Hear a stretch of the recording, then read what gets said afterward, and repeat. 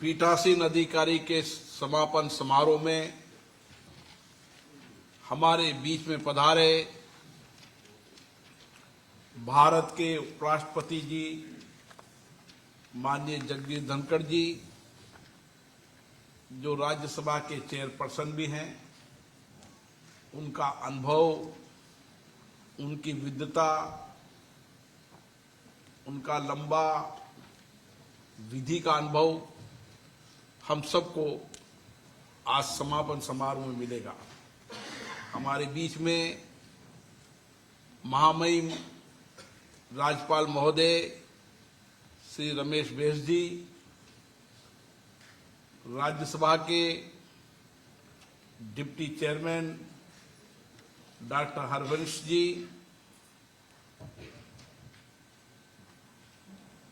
इस राज्य के मुख्यमंत्री रहे, प्रतिपक्ष के नेता रहे, वर्तमान में उप मुख्यमंत्री देवेंद्र फडणवीस जी, विधानसभा के अध्यक्ष माननीय राहुल जी, विधानसभा की उपाध्यक्षा नीलम जी, सभी माननीय पीठासीन अधिकारीगण, लोकसभा राज्यसभा के महासचिवगण, सभी अतिथिगण, 2 दिन तक हम सब पीठासीन अधिकारियों ने कुछ महत्वपूर्ण मुद्दों पर चर्चा की। पीठासीन अधिकारी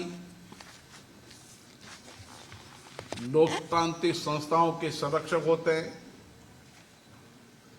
उनकी परंपराओं के संरक्षक होते हैं। इसलिए 2 दिन तक गहन चर्चा, संवाद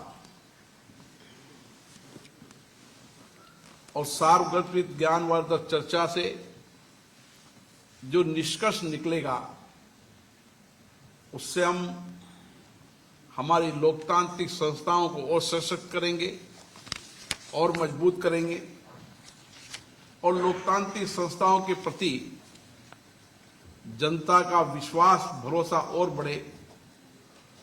इसके लिए जो हमने सम्मेलन में चर्चा की, उनके परिणामों से निश्चित रूप से एक नया रास्ता मिलेगा।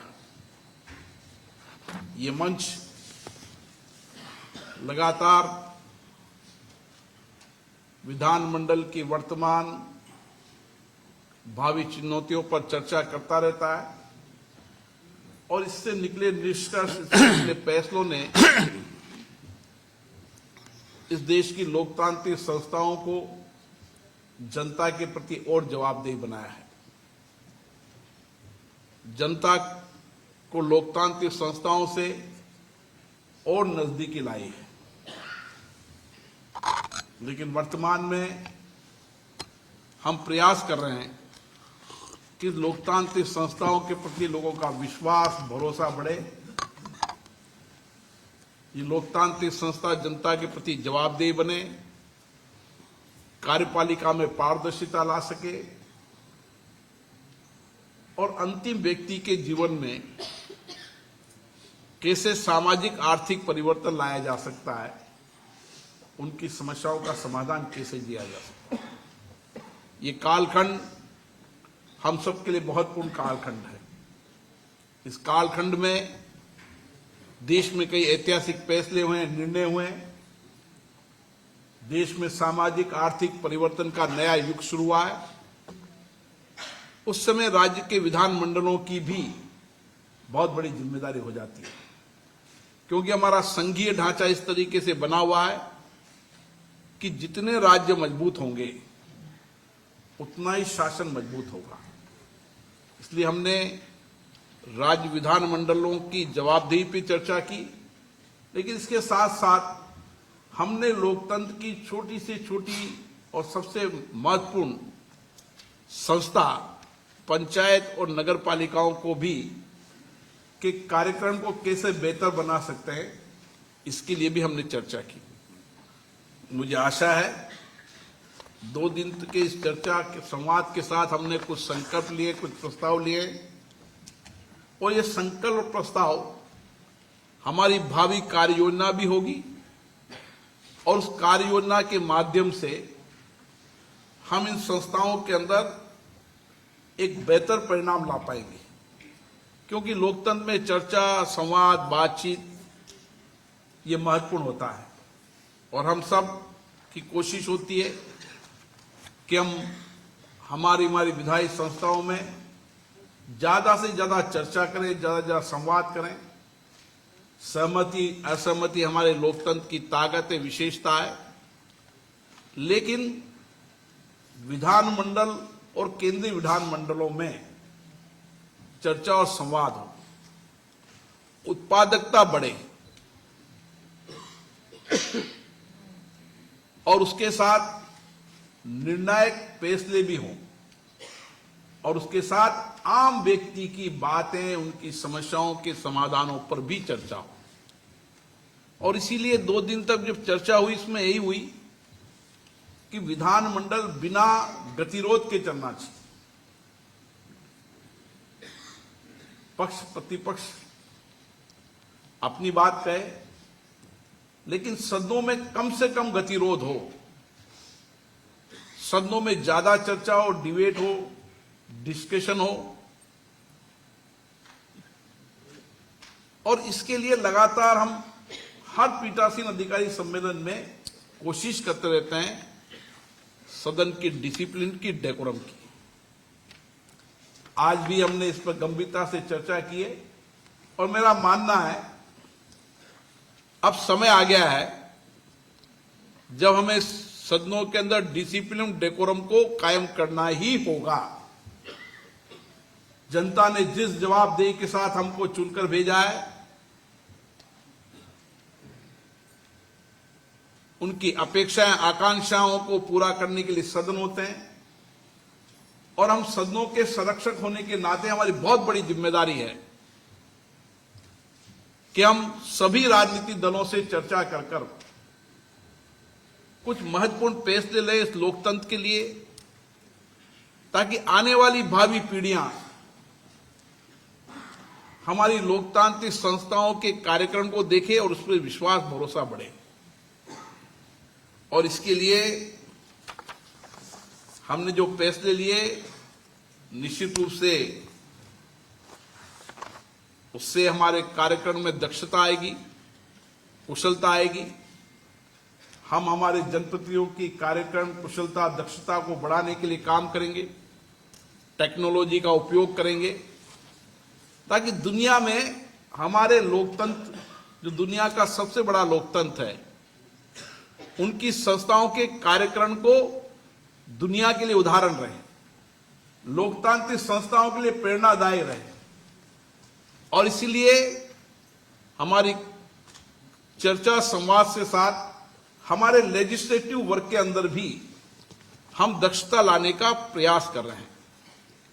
कानून बनाते समय बड़ी चर्चा और संवाद हो, बेहतर कानून बने, जो अनावश्यक कानूनों को समाप्त करने के लिए प्रयास करें, वन नेशन वन लेजिस्लेटिव के लक्ष्य को हम पूरा करें।